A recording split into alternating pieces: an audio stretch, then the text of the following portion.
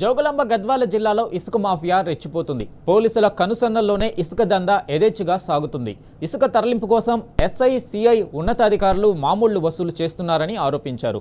మామూళ్లు ఇవ్వకపోతే ఇసుక లారీలను ఎక్కడికక్కడ అడ్డుకుంటున్నారని మాట్లాడుకున్న ఇసుక వ్యాపారుల ఫోన్ సంభాషణ ఆడియో వైరల్ అవుతుంది.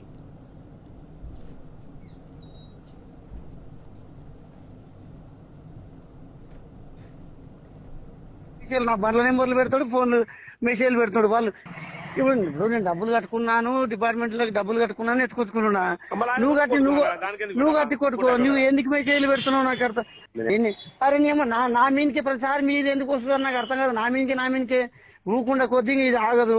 గద్వాల చేసిపోయారు 27,000కి చేస్తున్నట్ట. గద్వాల 30 చెప్పింటి వాడాలి టిప్పర్ అంటారు కానీ 27,000కి ఎంత వస్తుంది, పెద్ద పనికి ఎంత వస్తుంది కానీ ఆలోచన చేయట్లేదు ఎవరైనా.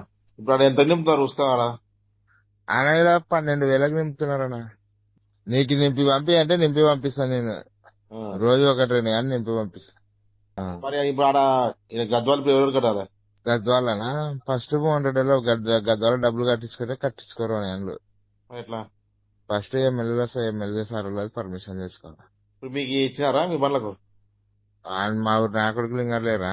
ఎన్ని బండ్లకు మంచికి? అది టీ9 నరసింహనుడు కదా, అవు టీ9 నరసింహకి 5,000 ఇచ్చినట్టు నేను ఒక బండికి.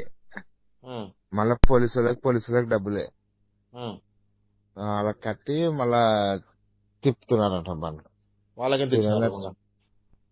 ఇప్పుడు రూరల్ ఎస్ఐకి 30,000, ఈ టౌన్ ఎస్ఐకే 30,000, రూరల్ ఎస్ఐకి 20,000, 50, డిఎస్పీకి 20,000, డిఎస్పీకి 50,000, ఈ సిఐకి 15,000-20,000 తీసుకున్నాడు.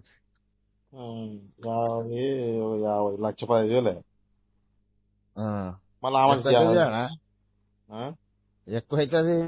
ఇప్పుడు రూరల్ ఎస్ఐకి 20 అంటే టౌన్ ఎస్ఐకి 30.